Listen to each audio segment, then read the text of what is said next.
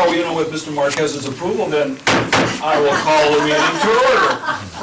I'll ask Director Luckman to lead us in the Pledge of Allegiance. Follow me.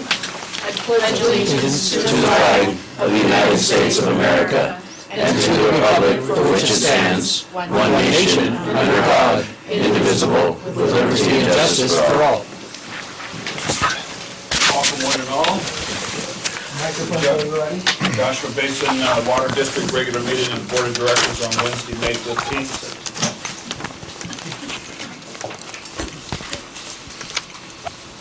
Is there a determination of of quorum? Mr. President, all 5 directors are here. You have a quorum. All right.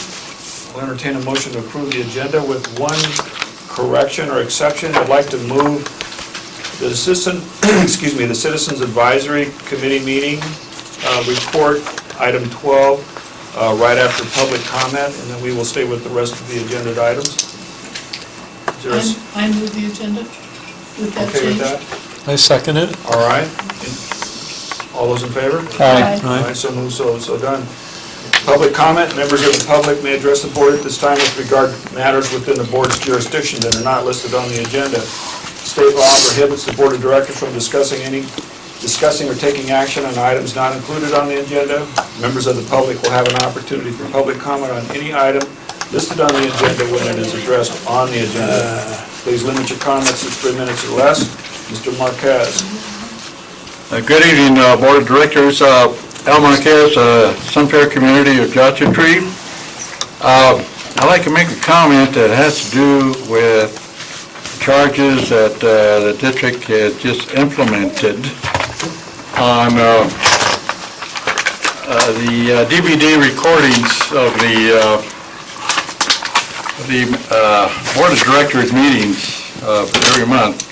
And I just found out about it today, and it was dated as yesterday. But it says pursuant to with the new fees, if anybody would like a copy of a Board of Directors meeting, there would be a $5 charge for any copy of the board meetings. And I don't know why this came about, but I kind of have an idea, but I don't go into the details on that. But in the past, for years and years and years, if someone requested a DVD of the recording of the director's meetings, there was no charge. So I like to question why there is a $5 charge from this point on. Thank you. All right. Are there any other public comments? Then I'll move on to the consent agenda. Approval for the draft minutes of April 17th and the March 2019 check register. I have a question on the draft minutes, Okay. and it's just a matter of timing. The minutes that are on the consent calendar are a month ago for April 17th. I was wondering, is that normal to do it every other month or every other meeting? And the reason is it just makes it a little bit, I'd like to see the minutes, if at all possible, for the previous meeting. And the longer we wait to approve such minutes, it just makes it easier to miss something or to not notice a mistake, is my comment. Okay, I'll try to get a response for you on that. Okay, I don't need a response, just Right. to... Okay. Beverly has a response. So this isn't normal, it's only because of all the hearings, the public hearings that have been backlogged for all the minutes. So we should be caught up come June 1st. our next Okay. meeting. Well, thank you, I appreciate This is that. not normal. Well, with that, I'd like to make that motion to approve consent calendar. All right. Second?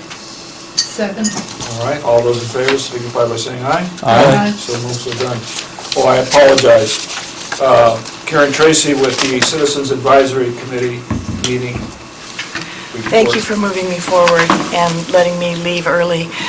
Karen Tracy, ratepayer and chair of the Citizens Advisory Committee.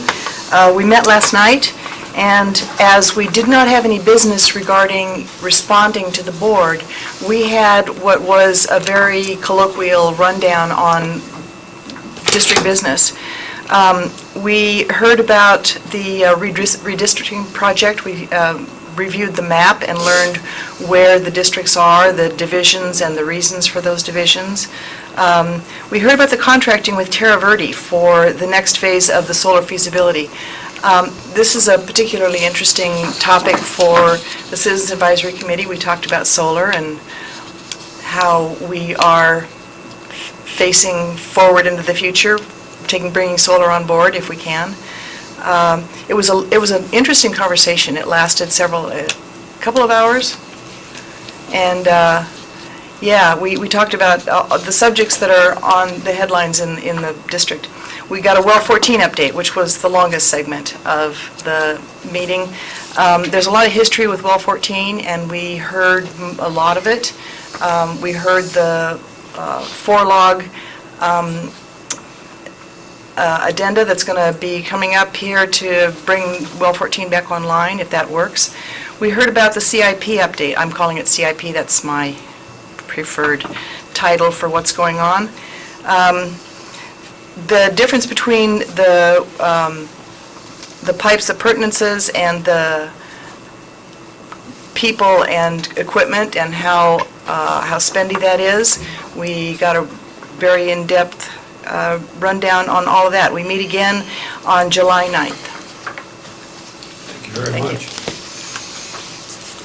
All right, moving right along, item number 7, projected cost of succession management for administrative staff.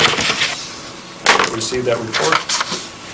Okay, so at the April 10th, 2019 Finance Committee, President Johnson requested projections of the costs during the succession period of May 2019 through January 2021. In 2015, the district completed an employee total compensation study. The results of that study, as adopted by the board, established the salary ranges that I'm using in these spreadsheets that we're about to go over.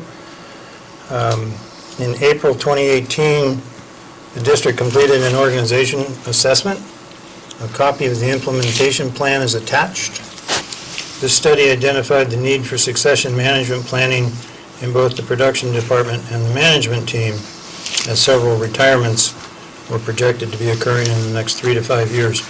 The implementation plan was approved by the board in September of 2018, and I would bring your attention to pages 20 and 21 of the staff report.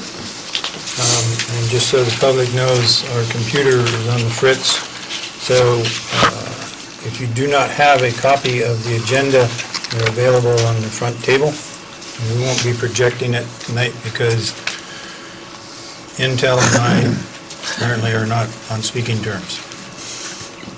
So page 20 of 62 on your board packet addresses the various phases, starts with phase 1 and phase 2. And remember that this was approved in September of 2018, and the general manager was told to proceed. So since that time, the low-hanging fruit was we closed the district office on Fridays. That's complete. We have moved the regional compliance to report to the AGM of Ops. We've moved the HR manager contracting administrator to report to the general manager. We've moved the GIS coordinator to report to the AGM Ops. We've moved the part-time safety coordinator continues to report to the general manager rather than the AGM for Ops. We've eliminated or vacated the Director of Water Resources and Operations position, and we've vacated the Senior Administrative Assistant position. The AGM of Operations hiring has been completed. 5 SERP crews, now that Karen is gone, I can call them SERP, not SIP. SERP crew positions, we're almost done. Hiring will be complete by June 30th. That's for the lead equipment operator, pipe layer 2, pipe layer 1, and 2 laborers. We've hired the procurement contracting position. We've rewritten or written the job description for the operations technician position. We've also hired the part-time office assistant that had been vacant as a permanent position for several years. We've revised the distribution supervisor job description. We've revised the GIS coordinator position into the development coordinator position. The revision of the safety position will be moved to phase 3. The reclassification of the current construction and maintenance lead to water production operator is in process. So all of those have been completed as part of the implementation of the organizational assessment. In January of this year, we moved into phase 2. Phase 2 calls for the revision of the construction and maintenance positions to water distribution operators 1, 2, and 3. Revise the production operator positions to water production operators 1, 2, and 3. Revise the customer service and customer service lead positions to customer service reps 1 and 2. And revise the field service technician position to field service technician 1 and 2. Those are all in process and have not yet been completed, but it provides the district with the needed higher level certifications and the desirable recruitment strategies for succession planning. The organizational structure also calls for the reclassification of the human resource manager contracts administrator to director of administration and HR. And that's the next topic that we're going to talk about after we talk about succession. And we've moved the customer service staff to report, to currently report to the general manager, and with the director of administration job description being approved, supervision of customer service would be taken over by the director of administration. And then it goes on in phase 3, which will be starting in July of 2019 through December 31st of 2019. There are several more organizational implementation actions that are still scheduled, and those covered on pages 21 of your 62-page packet. So, in moving forward with the Director of Administration position and the pending retirement of the General Manager, the President of the Board and the Board in general wanted additional information on what it would cost for the succession steps. And so what I prepared, if you can turn to page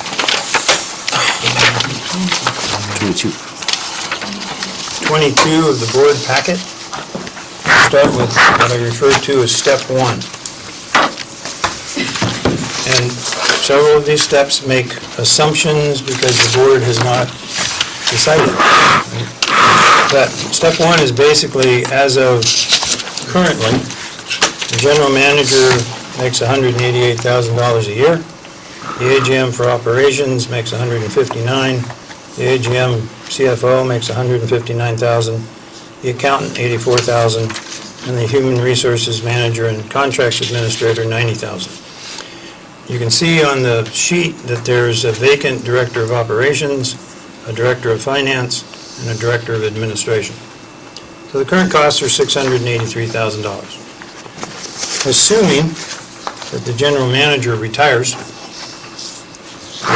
which is a pretty solid assumption in case you want to bet. But I drew this up assuming first of all, assuming May 20th, the director of administration position is approved and hired, and the current HR manager is vacated, the increased costs for the next 3 months to the district would be $7,000. That's on the bottom right of the chart. Step 3 is, do you assume that the current general manager has retired and the assistant general manager for operations, Mr. Van, has been hired to fill the AGM ops position on a 6-month probationary period? That's step 3. The salary is listed at $180,000. I have no idea what the the board and the acting GM are going to agree to as salaries, but I just put that number down. So that would be a savings of $8,000 for the year, and for the 6-month probationary period, a savings of $4,000. The AGM of operations would be vacant for that 6 months, which is a savings of $79,900. The AGM CFO, Susan, is still here. The accountant is still here. That's Ann. Sorry, Ann. The Director of Finance position, which is called for in Phase 3, is still vacant. The HR Manager and Contracts Administrator position has been vacated for a savings of $45,000, and the Director of Administration has been filled for a cost of $59,000 in that 6 months, resulting in a savings during that 6-month period of $70,000 over what you're currently paying. Step 4, we assume that the AGM for operations, after his acting assignment, has been hired as the general manager, and that a new director of operations has been hired to fill the AGM of ops. This is different than hiring has been hired to fill the director of operations rather than the assistant general manager for operations. You'll recall before Mark Ben was recruited that we had a director of water resources and operations, which we've since retitled the director of operations. And I'm recommending to the board in this scenario that instead of hiring an assistant general manager for operations, that we hire a director of operations or a superintendent of operations at a lower pay scale. Also in this scenario, I want to point out that it's rather unlikely that the board will hire the director of operations in that 6-month period, because if AGM Ban as acting general manager isn't put into that position in the future, he has bumping rights and can go back to his previous position. So the AGM for Susan is still there. The accountant is still there. Sarah's now in the new position. And so for that 3-month period, there's a savings of $7,000. Estimated savings of $7,000. Then in step 5, which is January through December 31st of 2021, you assume that the general manager is filled, the director of operations is filled, the AGM for operations is vacant. The AGM CFO then retires. Whoops, I'm on step 6. Hold on a second. Sorry for the confusion.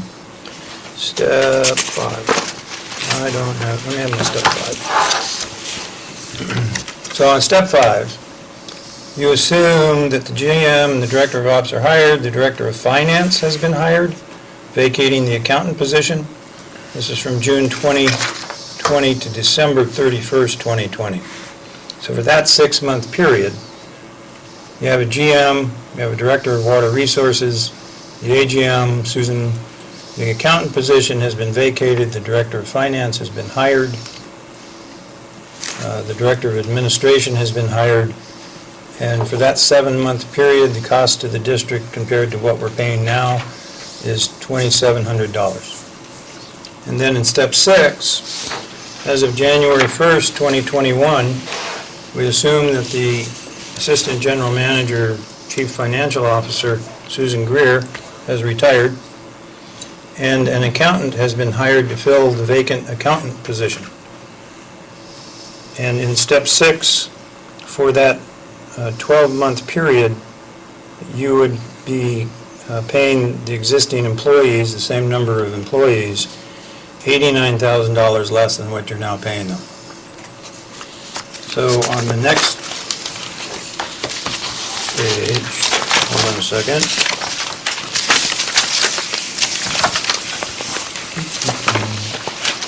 On page 17 of 62, okay, I got that. During the 19-month transition period from now until January 31st of 2020, the district would have spent $68,000 less than we're spending now. And if you take the next 12-month period, making it 31 months, we will actually have paid $157,000 less than we are paying now. So there's several assumptions. The board's, going to direct the general manager in the future on when to hire and whatever, but that's my scenario that I'm recommending to you. All right, board have any comments? Director Reynolds? I have no comment at this point, I'm reserving for maybe a later moment. Okay. Director Unger? No, Reynolds is behind me. Director Hunt? I just wanted to thank you for taking something that could be rather difficult to get across and communicate and making it very simple and straightforward, and appreciate your good staff work on it, and I think it's a good plan. Director Luckman? And this is what, the third time I've heard this today? One more time with feeling, yeah. Me too. It makes absolute sense, and really thank you so much for laying it all out in a way that's really easy to understand. All right. So this is for information only. Understood that these are all fluid numbers and that it's a work in progress.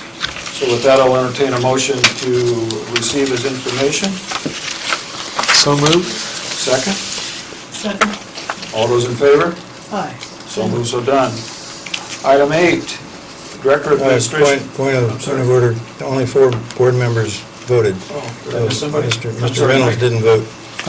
Oh, all right. I didn't think that was an action item, I thought that was for information only. As it's going. Correct.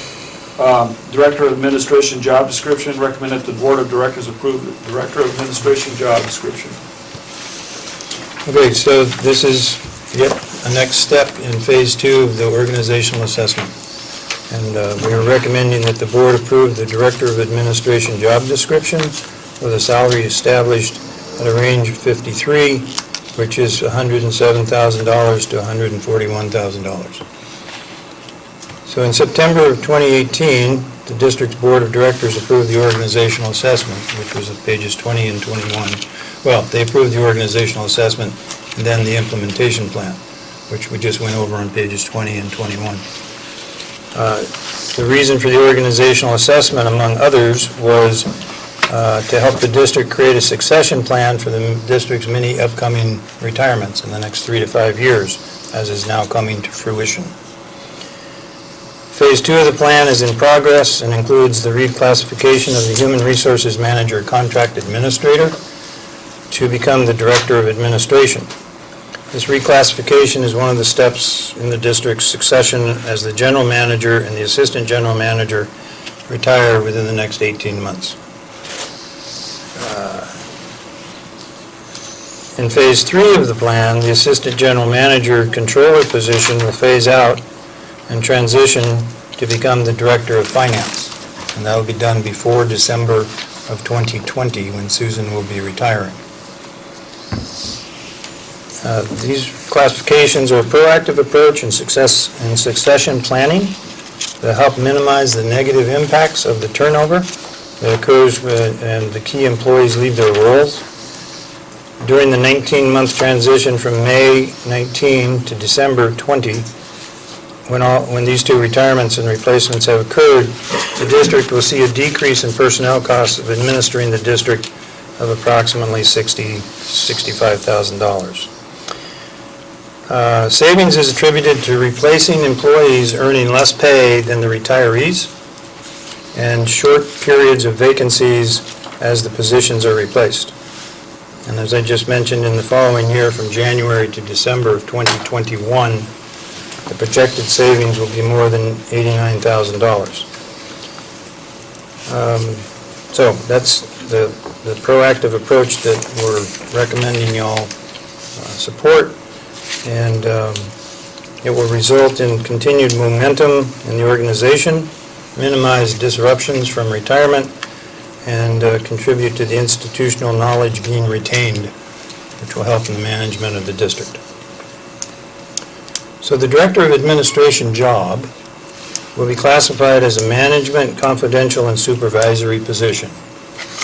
The new classification will be responsible for the following programs: human resources, customer service, procurement, risk management, and district-wide administrative support. In addition to those programs and responsibilities in customer service, procurement, and risk management, this position will be responsible for the direct supervision of 5 district employees, including 2 customer service representatives, a field service technician, a contracts and purchasing administrator, and a part-time office assistant. Using the 2015 Coffin Associates compensation study methodologies, we analyzed 5 comparator or competitive agencies for the salaries that they pay for comparable responsibilities, and that's on page 30 of 62. So this position will be handling HR, customer service, procurement management, and risk management. So what we did is we went to these different agencies and we found the positions that handle those various duties. In fact, none of the existing agencies have one person that handles all of those responsibilities. They have additional employees. We then calculated the amount of time that this position would spend on each one of those programs. We estimate that human resource management will be 65% of the position's time. So we took 65% of the average of those 5 districts. We estimated 15% would be in customer service, 10% in procurement management, and 10% in risk management. So by taking the average of the 5 comparables and multiplying it times the percent of time that this position would be working on those programs, we came up with a salary of $139,109. That salary range falls between range 52 of the COF study, $105,000 to $137,000, and range 53, which is $107,000 to $141,000. And I'm recommending that the board approve the Director of Administration job description with the benchmark salary range of 53, which is between $107,000 and $141,000 rounded. And that's the end of my report. We'll entertain some discussion from the board and then public comment. So, Director Hahn. We discussed this, it was presented to us in committee today, and we discussed it, and I think some important points to make referencing General Manager Sauer's summary of how they came up with the salary. And if you look at page 30 of the agenda packet, if you notice that some of the lower salaries, those individuals have only one area of responsibility of the multiple areas of responsibility that this position will have. In addition, General Manager Sauer made the point that some of those salaries, the lower salaries, are non-exempt. They are employees that earn overtime, so their actual compensation in a given year is higher than you're seeing here, because they all, for the most part, if not all of them, earn overtime. So what I'm getting at is, I know it's a 6-figure salary, and that's a lot of money even today, although a lot less than it used to be. And it's a lot of money for a job in Joshua Tree, and I know some folks have argued that given that we live in a rural community with a little bit lower cost of living, and we have a significant percentage of our population that lives at or below the poverty line, that that the salary shouldn't be so high, but these reflect the going rate in the industry. And as I said, this particular position would have a tremendous amount of responsibility. And for that reason, I think that the salary is an appropriate salary. I commend staff for doing the research, and I think that it's right in line with where it should be.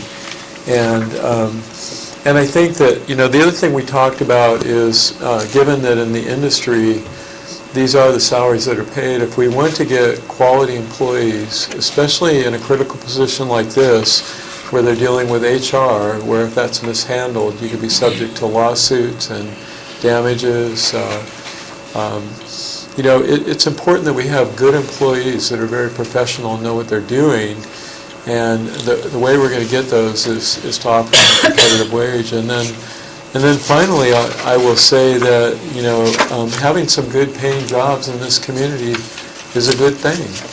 This district offers a whole range of different occupations and salaries that provide a significant amount of local employment. So I think those are all very important things to consider when we're looking at something like this, and not to get hung up on the sticker shock, if you will. Thank you. I agree with what Director Thomas says. This is a very responsible position, and the way it's been put together, the responsibilities and the duties, I think the salary actually is very fair for that amount of responsibility, and I support it absolutely. Director Reynolds. Well, I'm on the fence on this one. I agree, it is a highly responsible position. The dollar figure, potential mid-six figures, is a lot. I haven't made up my mind on how I'm going to vote yet. I'd like to hear public comment on this, and before I make my decision. Director Unger. On page 30, the bottom line, the salary at 139,109, that is different than any of the salaries that show up on the succession planning charts, steps 1 through 6. There's at 118,9. The 139 on page 20 is the average of top step, okay, for the other districts. So when you look at the charts in the succession plan, I took a mid-level for all the positions that would be hired. So, and the range would be 107 to 141. So we should look at the figure on the steps, 1 through 6, which I think is 118. For that purpose. For the purpose of that analysis. Right. The steps would range, the bottom entry level would be 107, the top step would be, and there's 12 steps. Good No 12 coincidence. 12-step program. Of 141,000. Okay. So that's 2,000 higher than the 139. The next lowest range is 52, and that top step's 137, so it's right smack dab in the middle. So what is being recommended? I'm recommending the range 53, which is between 107,000 to 141,000. And so the figure used in these 1 through 6 steps, which is 118, It's a is the middle. median. Yeah, So that's really kind of what we'd be looking at? Could be. Recommended? actual cost, as opposed to a range. What you're making varies.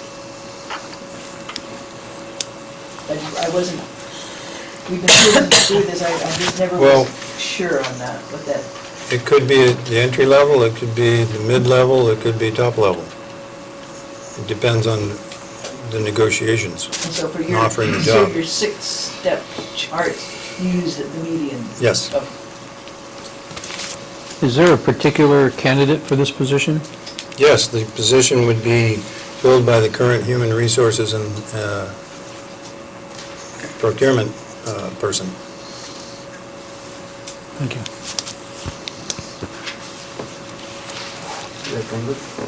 I know we've had to update a whole bunch of job classifications. They were just outdated. People were doing jobs that they weren't even classified for. So getting people with their correct classifications is really important. Thank you, I appreciate this.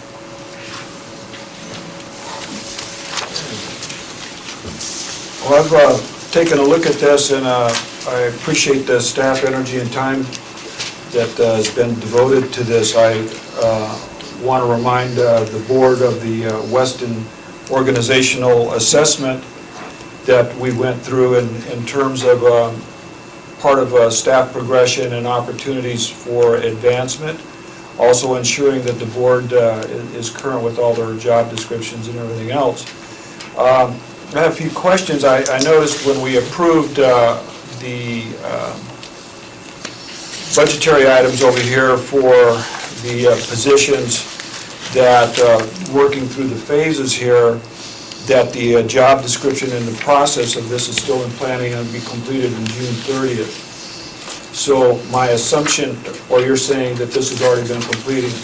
The job description is in the packet. So then I guess my question is, there are several employees in here that are union, there are several employees in here that are not. So those employees that are of the union, that belong to the union, have they all concurred with the transition? There are no employees that are in the union when it comes to the assistant general manager of operations, the director of operations, the human resources manager, the director of administration, the accountant, the AGM CFO, or the director of finance. This is all Exempt. management, supervisory, and confidential employees that are not in the union. Okay, so the new employee that came in not too long ago is okay. All right, well, that was pretty easy. Well, I have a couple comments that I think that the strategy going forward is good. I think this is where we're aligned. I have a little difficulty with trying to determine how HR manager, though, is going to become a director of administration, and I have a little issue maybe of where the salary will flatten out or come in. But I want to remind the board, we hired a director of human resources a while back, almost exclusively because of all the new employees that were coming in. And I think at that junction, we were 21 or 19 employees, we're now up to 30. And the primary focus of that position was supposed to be taking care of HR issues. And I want to just make sure that everybody's aware that the HR person is supposed to be like the middle liaison mediator amongst all of the groups here doing that sort of work. And at 65%, I'm hoping that's enough committed to that responsibility without any conflict of interest. I find it a little interesting that one could be a supervisor and also a mediator. So I have a little bit of an issue of how an employee who may have an issue would be able to make a complaint without it being voided or discounted because they really didn't have a representative. So there's the line of succession here. I don't know who their representative would be in a human resource fashion for a complaint. If they had a complaint that wasn't resolved with their supervisor, they would go to the general manager. And that's the process with that, so there's no other mediation within then for salaries, promotions, et cetera, then that's directly to the GM? No, if they have a grievance that they can't resolve with the supervisor, if Ann has a grievance that she can't resolve with Susan, she can go to the HR manager, and in this case, she would go to the director of administration, who handles HR. The people that are supervised by the HR customer service, risk manager would go to their supervisor, which would be the director of administration, and if it wasn't resolved, their recourse is to go to the second line supervisor, which is the general manager. With the succession on the job descriptions, I noticed that the position for the AGM CFO would also be changed in not having supervisory responsibility. Not true. No? No, the Director director, of Finance. yeah, the director of finance will supervise accounts payable, accounts receivable, and that's it, Accountant. and the accountant, yeah. But So moving the- those three or four positions from the CFO to this new position then eliminates the responsibility of the CFO having supervisory responsibility of those three positions. Yes, Won't the be a director. CFO. Right, come I'll be gone. January Well, it 1st. will be in the interim here, we still have 19 months. I mean, everybody's looking down the road here, we're got 19 months yet. I mean, a lot of things can happen in 19 months. Yeah, that'll be, well, I won't be here. Well, I My understand. proposal I- that, no, I- my proposal that the director of finance position be written and approved approximately June of next year. And during that transition in the last 6 months of Susan's tenure, they would take over those additional responsibilities. So, And the AGM CFO doesn't just do the accounting oh, and the understood. budget prep. Oh, understood. I'm just looking at the new position we're trying to put in. So, if I understand this correctly, then the implementation of this would effectively, once this person is hired, those supervisory responsibilities for these employees would then shift from the CFO. It would phase in, yes. Okay. And then what impact does that have on the CFO's PD and pay determinations? He's like insinuating that they're reporting to me still. No, And they're no, not. no, they're gone. They haven't been reporting to me since September or something, so. Well, your job description has reflected that? No. Hasn't been updated yet, part of the phase 3. So you haven't had that responsibility, but we're still getting paid for it? Yep, Okay. doing special projects. Is that legal? Yes. There's Okay. definitely an issue there, but not if Susan doesn't have a problem. So this Is this process all in the employee handbook, this grievance process? Oh, yeah, of course. Okay, great. Yeah, absolutely. That's the only legal observation I would make. Well, I think the job description's fine. I just, and the last point that I had was in terms of right of succession or promotion opportunities. The director of administration here, there are little or any chance for any of those employees to be advanced to that position without having HR degrees, certifications, et cetera. And I don't see customer service folks having opportunity to make that step upward. So I don't know in our structure, and I'm just criticizing the Weston model here, because I don't see how that's a right of succession, providing opportunity for advancement for those employees. Every other director's position has opportunity for those employees to move up to the next level, provided certifications. I think HR is such a selective area that it's almost impossible for anybody to come in a right of succession, since that was part of what our organizational process was. And the last little caveat I have with this is in terms of efficiencies on these job descriptions. Weston never talked about efficiencies of where our positions were. So when we hire these folks, there should have been something that would have been annotated in here in terms of efficiency levels. And that's my feedback on that. I know you're just all enthralled, it's riveting. And, but I look at this and I say, well, if this is the way we're going and it's structurally good, I appreciate the sensitivity to the range on there. With that, I'll open up for public comment.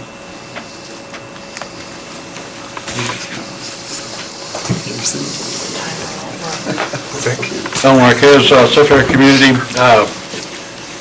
I would like to agree with the president of the district board of directors on the comments that he has made. It's interesting to listen to what he has said, and it makes a lot of sense. I just make it simple as possible.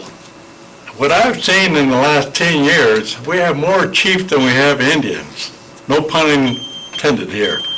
But we have so many people that are exempt from salaries than we do people that are wage earners in salaries, other than the new 5 people that the district is implementing to replace pipes.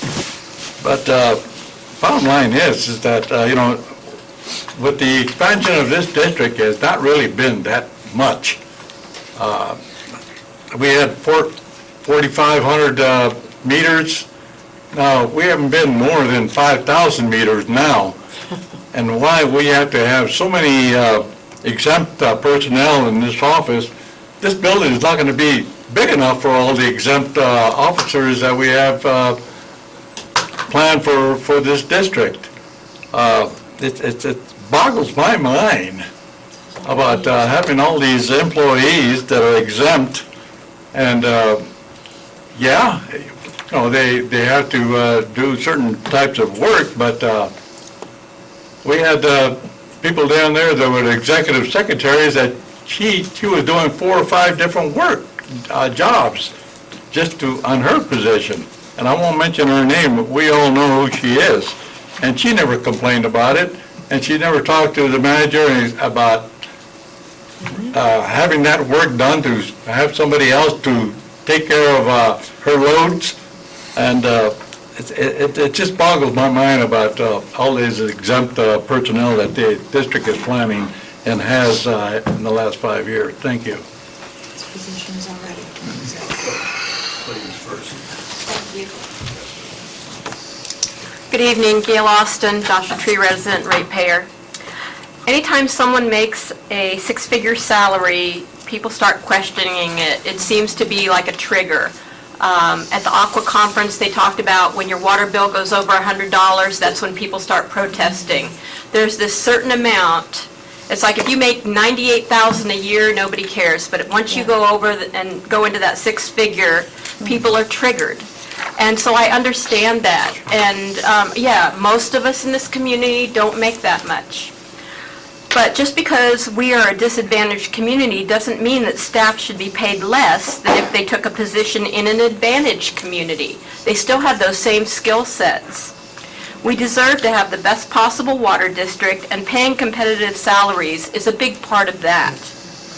If someone in the community would like a higher paying job, that person needs to pursue a course that would get them to a higher paying job, rather than griping about how many district staff makes. And finally, I would like to point out that the staff lives in and spends their income in our community. And so that trickles down to those of us that don't make the 6-figure income, and it makes our community a better place to live. Thank you. Public comment? She said it all. All right. Before I entertain a motion, then I'll have parting comments from the directors. We'll start down with Director Reynolds. I have no more parting comments. Director Unger. A lot of good comments were made this evening about this, and people are chiefs because they've earned it. They have a lot of feathers in that bonnet, and they're doing a lot of jobs of many different braves and squaws, to keep the analogy going. That's all I have to say. Director Hunt. Couple things.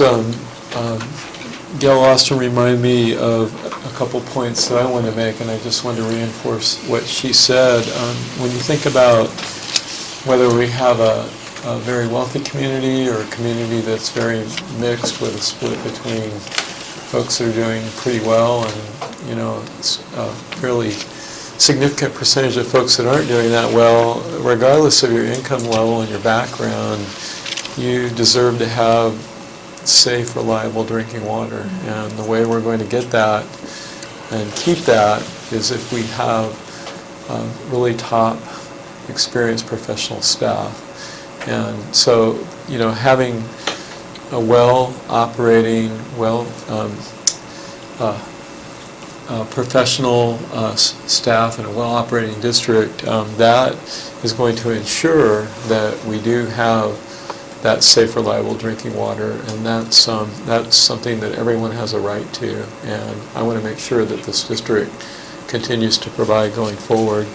And I also made the same point earlier in committee, and I forgot about the folks that work in this district.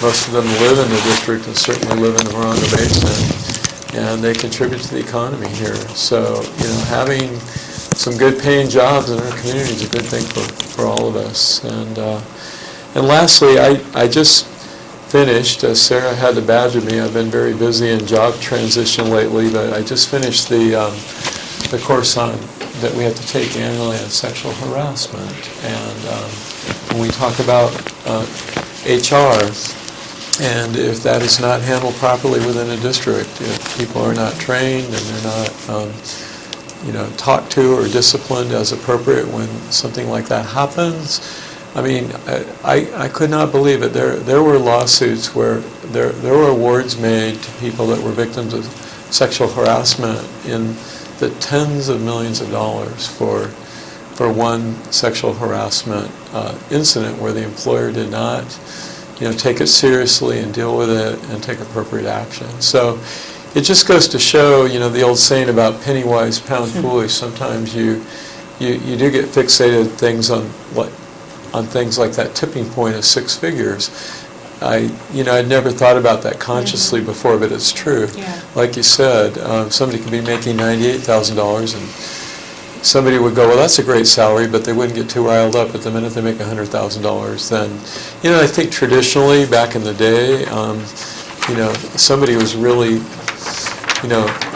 could live the high life if they're making 6 figures, but these days that's not necessarily the case. And to have really well-qualified professional managers, you have to offer that kind of salary in order to be competitive and ensure that you get quality personnel. Thank you. Dr. Lickman? I agree with what Gail said and also what Gary said. You've got a very, very experienced person in that role now, and it's a very responsible job, and I think that paying them in accordance with their talent is something we should be doing. Well, with that, parting comments, and I don't think anybody would expect anything less. 50% of our community is $40,000 or less. I just want you to be reminded of that disadvantaged community. The issue for me this evening, though, however, was not the salary. The issue with this is the timing and the place where we are as a district within the midst of transition. And I am following the organizational guidelines here. We're talking 6 months increments. We're talking a year or two, 18, 19 months before the CFO leaves. Director Sauer, General Manager Sauer within the next 4 or 5 weeks. So we have a short window, and I think anything is sort of premature, moving a lot of moving parts all at once. I'm sort of the background that I think that provides a little bit of calm before the storm. I have no problem with the job description as is written. I don't have any problem with the ranges. What I do have a problem with is the timing, and I guess what I would say to the board is this: since we're going to be in the midst of looking for a new general manager and assigning a temporary general manager, maybe I think things are in line for this person to step in. With everything being in place, we're certainly going to need an HR person that is there, so this is not part of that discussion. I would move that we amend, if it in such it can be amended, to approve the job description as it is written, with a temporary time frame on it to coincide with the new general manager's opportunity to evaluate whether he wants to move forward in this direction or not. I don't know if I articulated that very well, but I would say let's recommend and approve the job description as it's written within the ranges of salaries, but to delay the hiring process until the new general manager has opportunity to evaluate. Mr. President, if I may comment on that? Yes. First of all, through the transition period, the number of exempt employees remains exactly the same from now until the exempt transition period. So there's not more exempt employees. As far as delaying the hiring, the current position is in charge of human resources and contracting procurement and risk management. We have hired a contracting procurement officer. We have hired, which this position is supposed to supervise. We have hired a part-time office position, which this new job description is to supervise. This description calls for this position to take over the supervision of customer service, the front office, and field service technician, which is currently supervised by the general manager. So waiting, to me, does not make any sense during the transition period, especially with an acting GM who has been involved in these discussions. Mark Pan has been involved in these discussions for the last 6 months. And he's on board with what we're proposing. So if we don't have authority to hire, we approve the job description, but we can't hire, then the assistant general manager is going to have to, the acting general manager, is going to have to supervise customer service 3 personnel, and the procurement contracting position, and the part-time office position. Well, the interim here is less than 6 months or less. You also need to be reminded, you have a person here with 30-plus years in the business who has gone through this transition scenario umpteen times. And I know she's not exactly excited or ecstatic about jumping up to volunteer, nor am I volunteering her. However, there is our reservoir, our historical data, our historical heritage essentially is resonating in one individual. So it's not as if we don't have the resources to make this happen. And what I'm trying to do, obviously, is save some money that's going to go down the road for a 6-month interim. I would like the new general manager to be able to come in, and if he says that this is what he wants to do, I think that should be his prerogative. And that's just my feeling in the transitional period. I think one of the things that I have been in those processes, people come in and they either have a crew or they don't have a crew. I think we're an opportunity to afford that. This timeline, we are still a year ahead of ourselves on the timeline. So it's not as if, well, that's your interpretation, Kurt. I'm looking at it in terms of the way that it's vacated. So we can have discussions with the interim GM, but that's my amendment. If anyone will second it. Mr. President, was it my understanding you made a motion with an amendment? Yes. Okay. Well, understanding that you made a motion with an amendment, I'll second that motion. I would like to say that the way that this is agendized says nothing about a hiring timeframe. That's It's correct. agendized only that we approve the job description, so we're not hiring anyone tonight. No, but what happens is as soon as the job description is approved, then the GM goes out and hires. So yes, there is. That's my understanding as well. I wouldn't jump, I would just say tonight we are approving the job description. Then No, and Is that not right? I understand that you made a motion, you seconded it, but also there was more discussion that continued, so I would like to say something before we take a vote on this Oh, sure. particular motion. even though I'm falling out of my Robert's Rules of Orders, and thank you for keeping me on. Exactly. Thank you. Well, if you'll allow me, what I want to say is that I think we have to look at this also in the perspective of the fact that we are going through transition and succession, and we have. You're right. Susan is capable of doing that. However, she has been completing a number of special projects and doing a lot of cleanup of things that have been languishing for years, and she's trying to close all that out, and I really admire the effort that she's undertaking to do that, for example, the fees. And at the same time, if we're going to have someone like the current HR person, Sarah, step up into an area of increased responsibility, that gives her a chance to do that while she's still got someone in place that knows how to do that job, that can mentor her. So I think it's actually a good idea. I recognize the value of saving money, but I think that there's also value in having that depth during a time of transition so that you can get special projects done and you can mentor a new person as they step into an area of increased responsibility. So I'd just like you to consider that. But are we tonight only approving the job description? That's how it's agendized. But that is not the way the process happens. But that's how it's agendized. Yes, ma'am.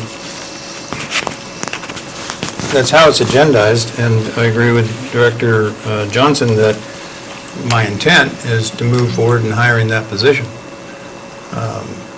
So if not, then the position isn't filled and the supervisory responsibilities aren't filled, and it can be shoveled off to Assistant General Manager Greer or Acting General Manager Ban or Accountant Roman. And the transition, the smooth transition, the training, the orientation for the procurement and contracting position will be given to somebody. And yet again, you'll be asking them to work out of class and do the job just like this district has done for the past 10 years, 15 years. Are we going out of the lines to start saying, okay, we'll approve the job description, but don't do anything with it? Well, that's what the amendment to the motion is. Yeah, and Well, I would suggest we take a vote, and if that fails, then I will move for the original motion, and we'll have another vote, and we'll just see how it falls out. Public comment. Thank you, Mr. President. I'd just like to make a point of order. We had a motion and a second on this item. Of course, we should have a discussion from the board, and it has been discussed, and I would implore the president to act on the motion and second. I don't think it's that simple, Mr. Chairman. Excuse me. Still speaking? No, I'm sorry. You're not part of the board. I am your You have to I'm ask. talking, sir. You have to ask the board president if you can speak.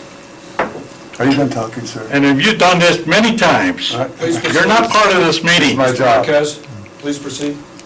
Anyways, you have a motion and a second, and I would appreciate it if you would act on the motion and Yes, sir. second. Thank you. I'd like to comment on the proposed motion. Yes, sir. Your general manager has made it abundantly clear that it's more than what's reflected on the agenda. And he's made it clear that if you approve the job description, it's more than just that. It's actually giving him entitlement to move on that job. That's all. And the motion should embrace that thought because Kurt has clarified it. So that's worthy of discussion. You may want to amend your motion appropriately, having heard Mr. Sauer comment on that. Well, and I appreciate the question from Director Unger because that is not a agendized item saying that the hiring, well, this is exactly how these positions are filled. And, sort of, we've already put the cart before the horse here because now all of a sudden we have people that need to be supervised that are hired without a supervisor. So I don't know who owns that. But with that, I will entertain a motion to vote on my motion that we recommend the approval of the job description with a brief period for the either the interim GM or the GM to make a determination to bring it back to hire. All those in favor? Aye. Aye. All those opposed? No. Motion is defeated. Okay. I'll entertain a motion then to recommend that the Board of Directors approve the Director of Administration job description. I move that the board approve the Director of Administration job description with salary established at range 53, 107,730 to 141,351. Second. All right, all those in favor signify by saying aye. Aye. All those opposed? No. No. The ayes have it. So moved, so done. Item number 9, draft budget 2019-2020. Recommend that the board receive it for information and discuss. I will start off the discussion, and Director Unger will certainly follow along. We had a riveting 2-hour discussion this morning, and much thanks to Ann Roman, Susan Greer for their great job on this. I think we have a budget that looks like it's going to work. For those of folks that were there, it's fairly well detailed.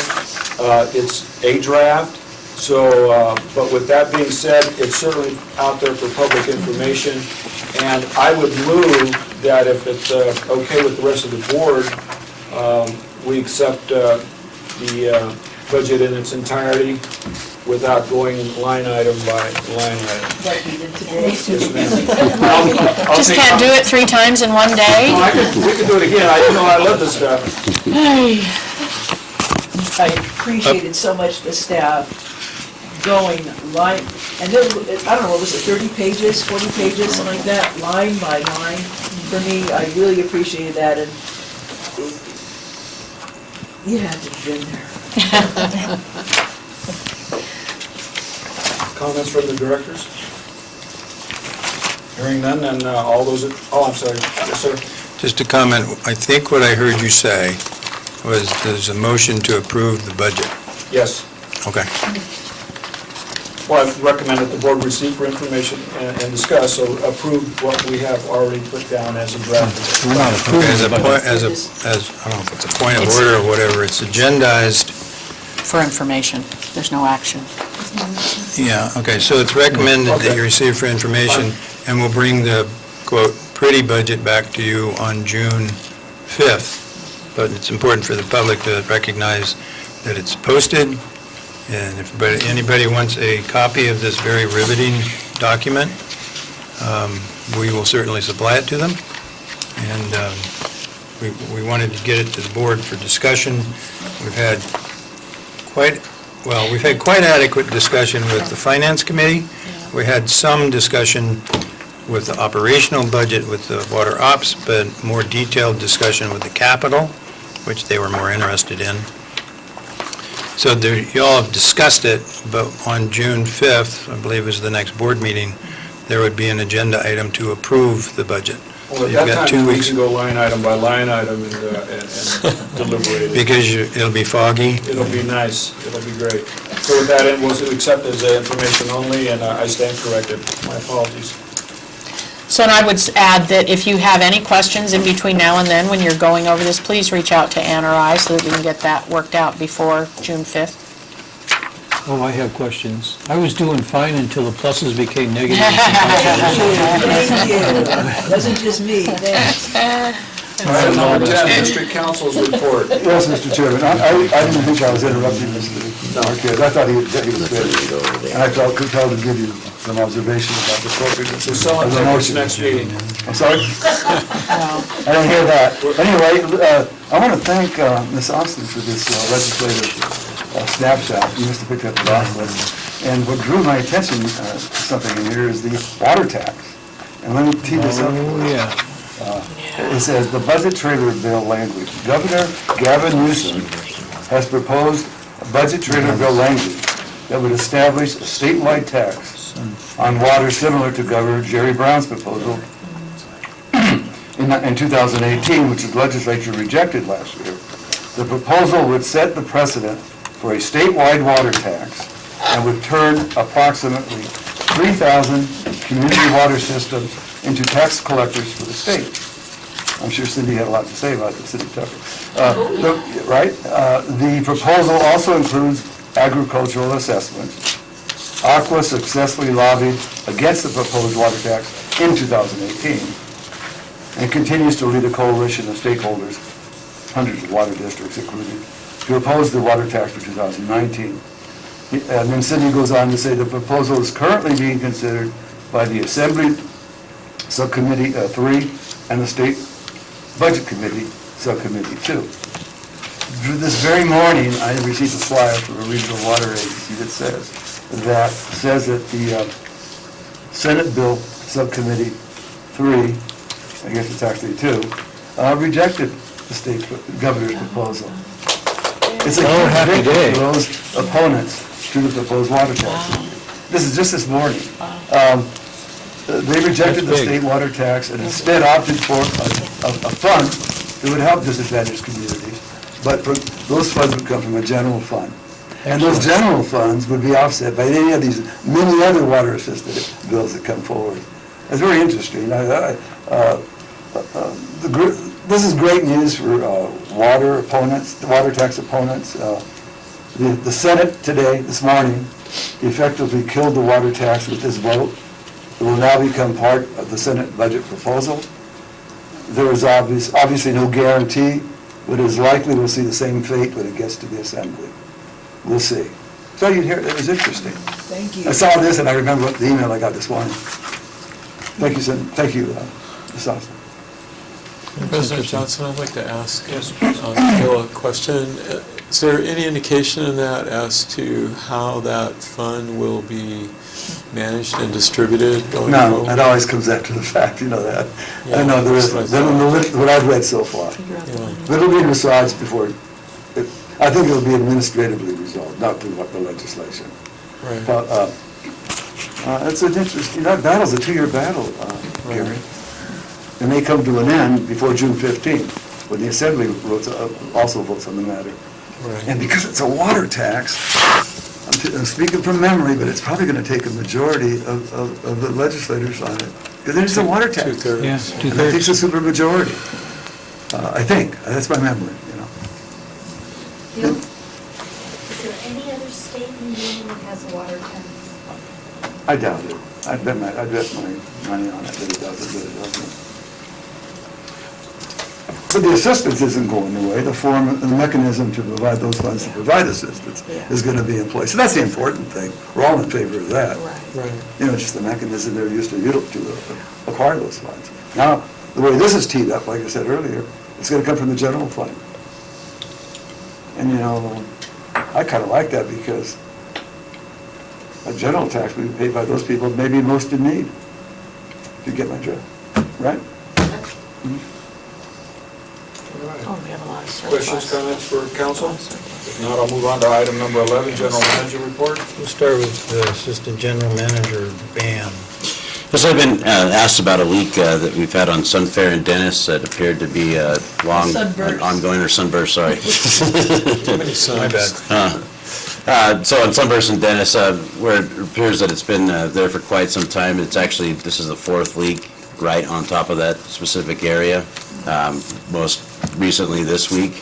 And so there's a lot of fiber optic in the area. We've called for remarks there to go back in there and repair it. It's leaking from a T, so it's not as easy as just a clamp to slap on there. So we'll be addressing that hopefully tomorrow if we get our marks in time, so, for the 4th time. No.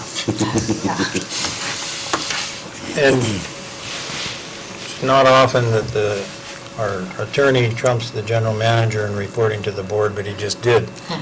So also today, I received information, as did many other people, including Marina West, Ray Collish, from our California Water System Alliance Group, DON, basically saying the same thing. The Senate Budget Committee today, Senate Budget Committee on Resources, Environmental Protection, Energy, and Transportation took up the safe and affordable drinking water proposal and voted to reject the governor's proposal, and instead voted to adopt a $150 million general fund continuous appropriations for that purpose. And their draft verbiage states that the sum of $150 million is hereby continuously appropriated without regard to fiscal year from the general fund to the safe and affordable drinking water fund for the purposes of implementing. So it is good news. I think that it's a good example of not just Aqua and other big water agencies, but the consortium that has been put together by Adon and many other smaller water agencies actually have had discussions with Chairman Stern as well as Bill Craven of the Senate Water and Natural Resources Committee. So our $5,000 per year to support this organization, I think, is worthwhile. Susan doesn't have anything for the good of the order, so I'd like to just mention two things that I want the board to think about when we can meet. And the first one is the strategic plan workshop. I sent you all an email. We have, the narrative is being made all pretty and edited. The meat of the plan is the spreadsheets that have all been put in your boxes that line out not only what projects, but what ongoing administrative activities must be conducted each year so that this water district functions. And we wanted to get not only the projects, which are really fun and interesting to talk about and complete, but the routine, mundane, day-to-day activities, such as the audit that you always hear about, in the strategic plan to show more closely show the actual workload of this district. So we need a date to have a strategic plan workshop that I wouldn't think would take more than 2 hours. But if you want it to run longer, we certainly can. And the second one is, I think we need to have a closed session soon concerning union negotiations, because we're coming up on renewal of the union contract, and the general manager and staff need some walking orders. So those are two things I'll be coordinating through. Well, I'll be talking to the president, and then he'll tell me to talk to the rest of you. So, Any ideas on the strategic plan workshop, like? tomorrow? Just kidding. No, I don't have any ideas on when. In the You want to next do couple it weeks? next week? I would like to do it within 2 weeks. Yeah, me too. You don't have any board meetings and, So how about if we look at staff schedule and then we send out, what if I ask Beverly what her opinion is? Thank you. I just send out about 3 dates for all of you, and then you guys can just let me know if they work or not. We can either do the morning or the afternoon. Thank you. Okay? you have Memorial Day in there that just. I know. Yeah. Okay. Yeah, Monday, Memorial Day? The 27th. Sure, Yeah, let's it's do 9 it. a.m., say, Yeah, on Memorial Day. yeah, why not? Moving on to item 12, thank you very much. Director's comments, reports on meetings attended, public outreach, Ms. Kathleen.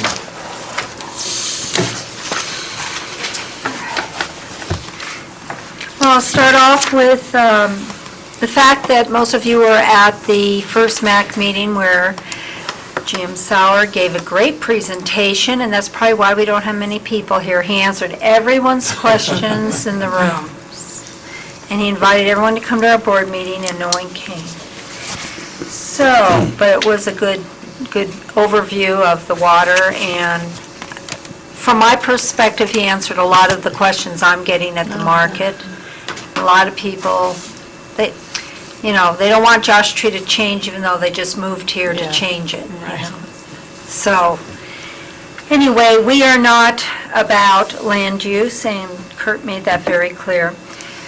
Also, just prior to that, I have passed out to you, and it's kind of being rotated through the board members, the flyers from the elementary schools. Those are the top picks. They were working on water conservation, water quality, everything water brochures that they were making.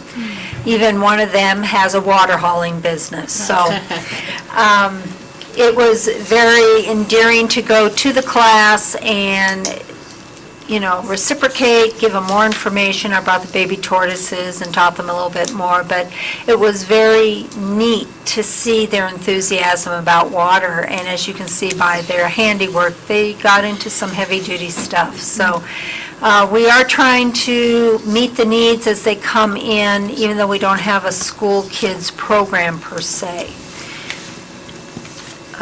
Session 3 of 4 for wildcrafting is this Friday. It's really open to everyone. It's the actual going out in the field that we limit to the people to the first session. And so we'll have about 16 people attending this Friday, and this is on the propagating phase of seed harvesting. And that's here Friday. Tomorrow, barring gale force winds, which they are predicting, I will be teaching 400 eighth graders on water conservation. Pray for wind. I am. They really are Bless you, yeah. predicting wind. Yes, yeah. And it's not surprising this month, being that we have the tortoises out at the market. We are so busy. It is hard to get out of there. And people just want to see the tortoises, and of course, it just automatically opens up dialogue on conservation.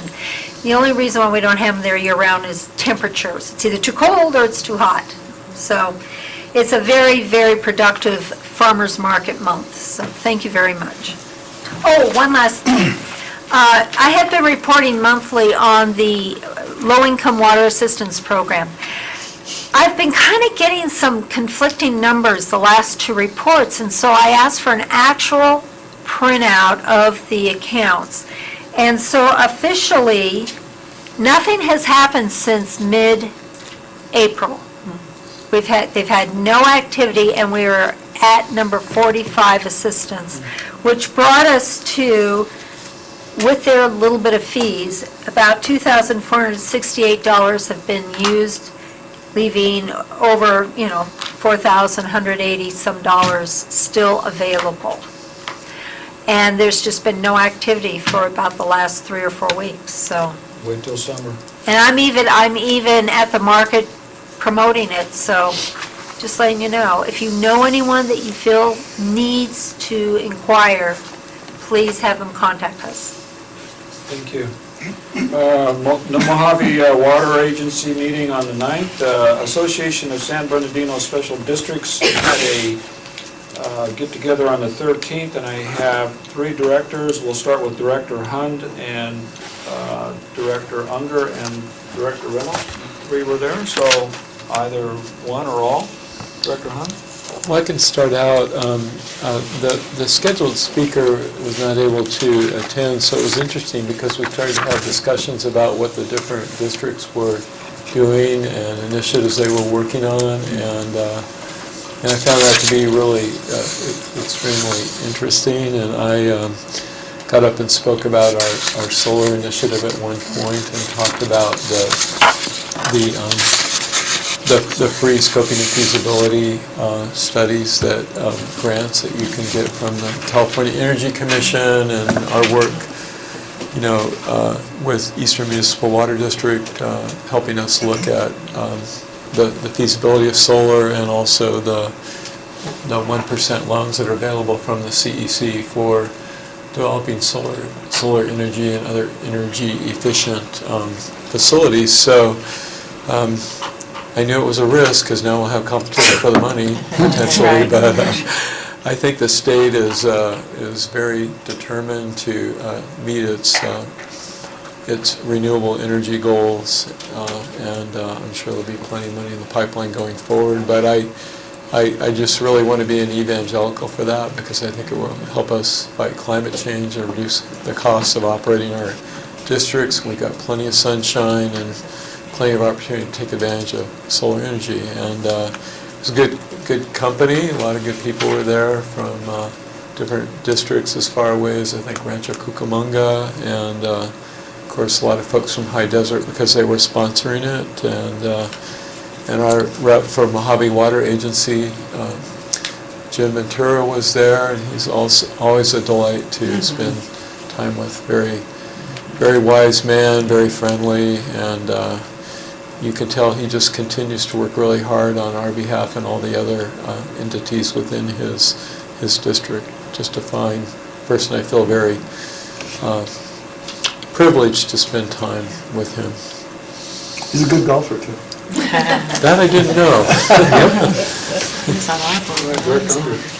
Well, the general manager, Sauer, thinks that Ed Music was baiting me, but he sure got in his hind leg when I pushed back, talking about water consolidation, consolidating water districts, and that it's a good idea, that it works, that it's economical. I forgot about that. And I have, everyone who knows me knows I have been pushing on this since I started to run for this office, and I continue to want to keep our agency independent, self-sustaining, self-sufficient. All the things we're doing are to that end, and I will die fighting to keep this ever being consolidated into a Morongo Basin Water District or a California Water District, and that's all I have to say. Yeah, and I witnessed it, I was at the table, it was very, you think your finance committee meetings are riveting. And I could tell folks that Rebecca's on the case, as long as she's around, she's gonna be fighting to protect our water. Rick Reynolds. How about those Dodgers? That was my attempt to change the subject when it got exciting. Aqua, Dawn, and special districts, all three entities have supported, promoted the water, sending out letters, making phone calls, over and over and over again to voice your opinion on this water tax. And they were heard. We were heard. Clearly, we were heard. It was reinforced at the special districts meeting, which is why I'm bringing that up, and again at Aqua. And boy, that's the best news I've heard in a long time. This tax, we just love paying more taxes. At the special districts meeting, traditionally the attendance in the Morongo Basin is light, and it was fairly light, more than usual, so that was good. As the directors have stated, the proposed speaker was not able to make it. But what's really awesome is how the night turned out. It turned into a round conversation, actually around reporting of what's new and exciting in each of these special districts. It gave an opportunity for us to know, obviously to show off what we're up to, but to listen and to get to know our constituents and what they're up to as well, which is great, gives us ideas, maybe a little slip on where a new grant is coming from. You just never know. But the special districts is a powerful organization. It's like a union, a group, it's like a Dawn. It's a group that gets together and we get things done. And I was really proud to be in that meeting and to represent special districts for our little water district. All right, thank you. May 15th, finance meeting? It was a goodie, all right. And I once again thank the staff so much for all their patience, and we went over a lot of things very exhaustively, and really, really appreciated that. Thank you very much. And Water Resources also met this morning. Not a lot to add. We covered in detail a lot of what was on the agenda tonight, which was very helpful in preparing for tonight's meeting. Okay. I'm sorry, did I miss something? No. Okay. Yes, please, here's the gavel. Stop it. I did not make to special districts because I went to the MAC meeting and heard General Manager Sauer give a great presentation on Joshua Basin Water District. I've been around a while and I found it fascinating, so he was really he was entertaining and informational and did a great job, so thank you very much, Kurt. Thank you. I'd like to doodle that. He also gave a plug for the finance meeting about how we know with a good skill. So there we are. Still no one. Item 13, future director meetings and training opportunities. Mojave Water Agency, Vice President Unger on the 23rd of May The TAC meeting on June 6th is Director Luckman. Finance Committee, be there, is June 12th. It's myself and Director Unger. Water Resources and Operations Committee, June 12th, with Director Hunt and Director Reynolds. And at this time, then, I'll just take some parting comments. Oh, let me add one thing here, that I've initiated an ad hoc committee for the recruitment and transition of the general manager, and that'll be Director Reynolds and myself. And hopefully, we will have our report back before the next board meeting. So I appreciate the support there. And Director's comments. When Kathleen gave her report about the Joshua Tree Elementary School and the kids doing little projects on water, I think we got some future employees that are currently attending the Joshua Tree Elementary School.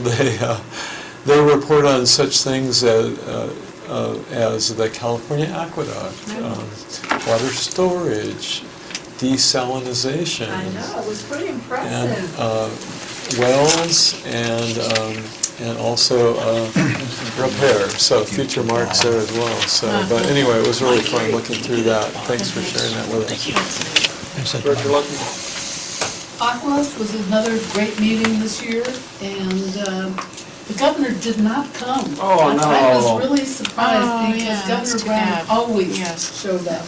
Did Arnold come? I saw Arnold there one year. Yes, Yes. he did Yep. show. Yep. Yeah. sorry. Anyway, it was That was fun. well worth attending. And it was in Monterey. Can't get better than Yeah. that. All right, Director Unger. I think I've said plenty night, but I've seen Jerry Brown there, and I tried to catch up with him. Man, is he fast? Boy, Gotta be. for an old guy, he moves quick. Director Reynolds. Well, I'm glad you brought up Aqua, and I noticed it wasn't on the agenda to talk about for meetings attended. I'm a strong supporter of Aqua. I'm glad I attended. There were several little seminars that I made it to that made it worthwhile. First of all was one of the most important ones was I went to the ethics seminar, and which is also a requirement, and it gets real in depth on the Brown Act. You know, the ethics are very important as well. But I learned a lot, and I've been to this ethics training. I think this is my 4th time. And each time I come back inspired, and I learn something. And it's been a long time since I've been to the ethics training because I took the 2-year hiatus. But how can I say? I was really enlightened on things that I had forgotten about or relearned. There was also another seminar that I really enjoyed, and that was in management. There was a management seminar, and Gail, you were at that one. And that left me with some real good information. I think I have 5 pages of notes on that management training. It was outstanding. It was also kind of fun because Gail and I had a chance to debrief afterwards, and gave us a chance to talk about things that we learned in that training, as well as I got to know Gail a little bit better too. And both of those were awesome. There were some other ones. There was a 23-minute video that took all I had to stay awake for, and but there was a panel discussion afterwards that was enlightening. On and on, there were, I think, 3 other ones I can report on, and just, I've said enough. I'd just like to close with thank the folks for coming out. Thank you, staff, for the great work that you continue to do, and we appreciate it. Would also like to make mention today, National Police Memorial Day and Police Week. So, and of course, you know, we always mention our first responders, so you see a flag at half-staff, just think about those folks that are taking care of you and your Yes. family and your loved ones. So with that, I'll entertain a motion to adjourn. I move we adjourn. Is there a second? So done.